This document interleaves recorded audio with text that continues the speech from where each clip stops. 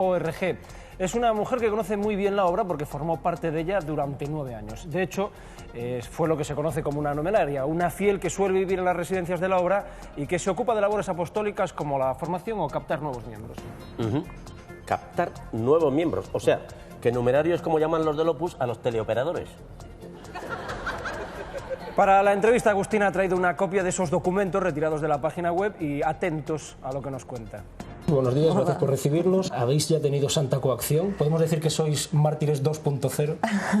Estamos sufriendo prácticamente ahora un acoso que no hemos tenido en 8 años, casi 9 de la existencia de la web. Sé que el Vaticano les ha dado un toque importante respecto a sus prácticas y a sus modos de actuar, y se demuestra que efectivamente esas prácticas que se están denunciando están muy alejadas de la doctrina de la Iglesia y del Código de Derecho Canónico. Tú has conseguido recuperar parte de esos documentos, sí. Nos has facilitado algunos, y ya que estamos hablando de él, me gustaría comentar contigo algunos de los que se ven aquí. Cuando se trata de cumplir la voluntad de Dios, la familia no debe contar. ¿Por qué hablar sin necesidad de nuestra vocación en nuestra casa, en nuestra familia? José María Escrivá, obra Crecer para Dentro. ¿Qué es lo que les decía o qué intentaban que los niños no contasen en su casa? Los adolescentes pueden mentir a los padres para que no les digan ni que están yendo, ni que les han planteado la vocación, ni que se han hecho de la obra, etcétera. Es decir, apartar a las familias de una decisión que toma un niño o una niña con 14 años, una decisión que le implica para toda la vida.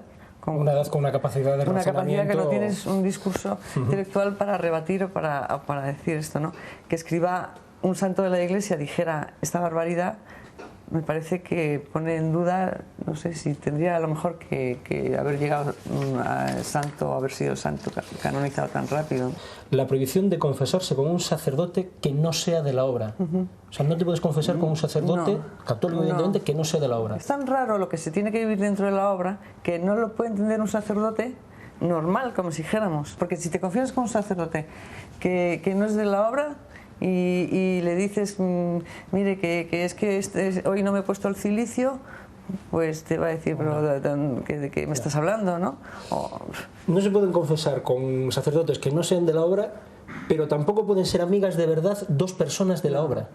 No, es lo que Escrivá llamaba las amistades particulares. Cuando notas que te encuentras un poco mejor con alguien, pues tienes que decirlo en la dirección espiritual y separarte de esa persona. Siendo de personas del mismo sexo, si es persona del distinto sexo, ya bueno, a 50.000 kilómetros de distancia, como decía el fundador. Siguiente epígrafe. Los directores de la casa a la que estén adscritos numerarios y numerarias se preocuparán con cariño de leer las cartas que ellos reciban. José María Escrivá, instrucción para los directores.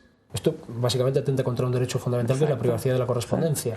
¿Esto se llevaba a cabo? Por supuesto, sí, yo lo he tenido que hacer, no hacerlo, he vivido a la hora también de entregar las cartas que escribías a tus padres o así, dejarlas en dirección abiertas. Y luego las cartas que recibías que venían a tu nombre, las dejaban en tu cuarto abiertas también, o sea, ya me han pasado. ¿Por qué? Porque quieren saber quién te escribe, qué te dice, si estás mal o no, si lo reflejas tú y lo escribes tú. Es un control absoluto total de la conciencia, del pensamiento, de tu intimidad. Otro de los epígrafes que destacas es: para mortificar y someter el cuerpo, los numerarios y los agregados del Opus Dei, de acuerdo con quien dirige su alma, practicarán fielmente la piadosa costumbre de llevar cada día, al menos por 2 horas, un pequeño cilicio. Además, una vez a la semana, usarán las disciplinas y dormirán en el suelo, del espíritu y de las costumbres. Es curioso, y a lo mejor poca gente lo sabe, que los numerarios, los hombres, duermen en colchón, en camas normales, y una vez a la semana tienen que dormir en el suelo. Pero las numerarias dormíamos encima de una tabla, no una tabla y un colchón, no. Una tabla y luego la sábana y luego la almohada. O sea, ahí también se nota un poco el tono machista del fundador, y lo que en general es la obra con las mujeres. Es que las mujeres necesitamos, según ellos, mucho más golpes, mucho más disciplina para entrar en vereda. Antes decíamos que no se podían confesar los numerarios y numerarias, los que están dentro de la obra, con sacerdotes que no sean de la obra, pero incluso con los sacerdotes que son de la obra, esos sacerdotes están obligados a decir en confesión lo que haya dispuesto el consejo local. Los sacerdotes tienen que seguir en todo todo las directrices del Consejo Local. Entonces sacan conclusiones, dicen, no, pues fulanita tiene que mejorar en la pureza, porque a lo mejor todavía se acuerda de aquel novio que tenía. Y le transmiten al sacerdote que cuando vaya a confesarse esta persona, oye, pues no te estarás acordando de aquel, ¿sabes? Como, y para que la otra persona, esta chica en cuestión, saque el tema y dice, no, pues mira, no, porque tú... Es un lavado de cerebro por extractos. Que es una aberración. El último epígrafe, y que también atenta contra otra, en este caso, obligación de un profesional. En los casos de depresiones y agotamiento se acudirá a un médico experimentado y prudente, mejor si es miembro de la obra, que sepa informar adecuadamente al enfermo. Es muy interesante que informen a los directores para prestar una ayuda eficaz al que lo necesita.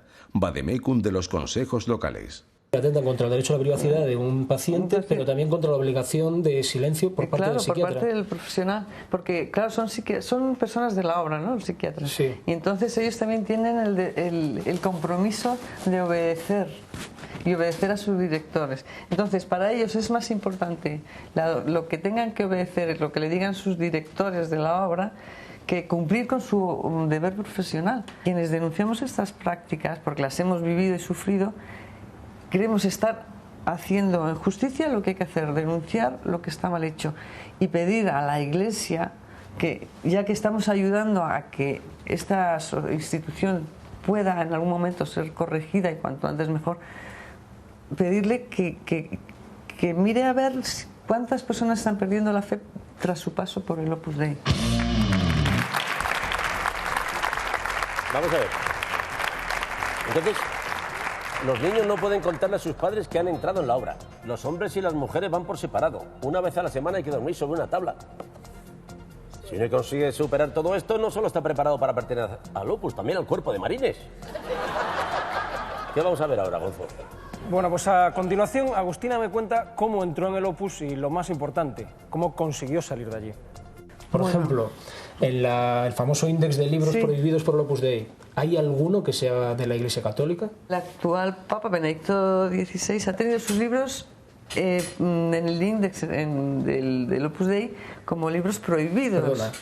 El Opus Dei ha prohibido la lectura de libros del Papa Benedicto. Cuando era cardenal. Sí, el Opus Dei no permitía leer a teólogos como Ratzinger. Y entonces, claro, llegó un momento que cuando ya se dieron cuenta que estaba en este puesto de la Iglesia y que, bueno, y Papa próximo, como si dijéramos, lo quitaron. Una pregunta que supongo que te llevará muchas horas responder, yo te pido que seas concisa. ¿Cómo entraste en el Opus Dei? Pues entré como tantos adolescentes en una edad de la vida en que te saben muy bien cómo hacer que entres cuando eres joven. Vas a una tertulia, no sabes qué va, pero te lo pasas bien. Y entonces, bueno, pues te vas rodeando, tú te vas creyendo que son personas que te quieren, que te lo pasas bien allí. Y entonces todo eso forma un proceso de captación, de enamoramiento, como si dijéramos, ¿no? Y ya si te vas de ahí también, ya eres Dios no te quiere, no sirve, o sea, un horror. Entras en un círculo de pesadilla. ¿Y cómo saliste del Opus Dei? Viendo unas cosas que ya estaba viviendo, la diferencia entre lo que es la teoría y luego la práctica es totalmente distinta. El fin justifica los medios, se puede mentir y es bueno mentir, la santa pillería. ¿Es bueno mentir? Sí, quiero decir que si conviene mentir, se miente. Por el bien de la obra. Exacto.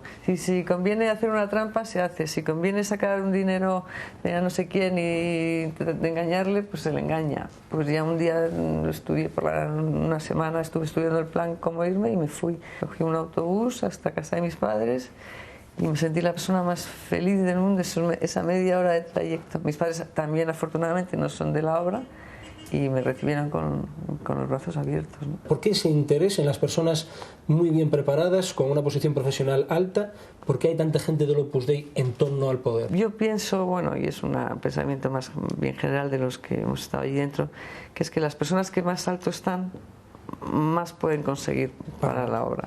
No para la Iglesia, para la obra. Agustina, después de tu experiencia, ¿llevarías a un hijo tuyo a un colegio del Opus Dei? No. Vamos, yo les digo a los padres que tengan o que estén pensando en llevar a sus hijos ahí que es un gran daño que les pueden hacer a sus hijos. A ellos les importa un pimiento la educación. la educación. A ellos les importa el que haya de esos colegios salgan vocación. Y no pueden hacer colegios mixtos, o sea, colegios de chicos y chicas, porque entonces tendrían que unirse también en el trato, en el día a día, los profesores con las profesoras, los numerarios con las numerarias. Y eso está terminantemente prohibido. ¿Por qué? Porque podría enamorarse. Por ejemplo, si vas en el autobús con un hombre, o sea, te estás sentada y se sienta un señor a tu lado, te tienes que levantar. Si eres numerario y tienes una compañera de profesión que te dice que te lleva a tu casa porque está lloviendo, no le tienes que decir que no. O sea, hay una obsesión por el sexo, que todo es malo. Oye, ¿son habituales las coacciones por parte del Opus Dei, por ejemplo, a los que habéis dejado el Opus Dei? ¿Es una estrategia suya? Sales ya, ellos desde que estás dentro te infunden un poco o bastante el miedo a criticar a la obra. Por eso mucha gente tiene miedo incluso de decir su nombre cuando tienen algo crítico que decir, ¿no? Lo mejor y más sano es perderles el miedo, dar la cara, decir tu nombre y cuando no estás diciendo nada más que lo que has vivido y lo que crees que hay que denunciar, ¿no? ¿Conociste personalmente a San José María? Sí, señor. Estuve en Roma en el año 73. Le pregunté, padre, ¿qué nos dice a las personas que llevamos poco tiempo en la obra? Me miró fijamente, me dijo, bueno, pues tú obedece a lo que te digan tus directoras y tal, y ya verás que todo va a ser fácil. Y luego me miró a los ojos y me dijo, y yo te aseguro que tú vas a ser muy fiel. Creo que no era infalible San José María. Creo que estoy siendo fiel a mi conciencia y a Dios.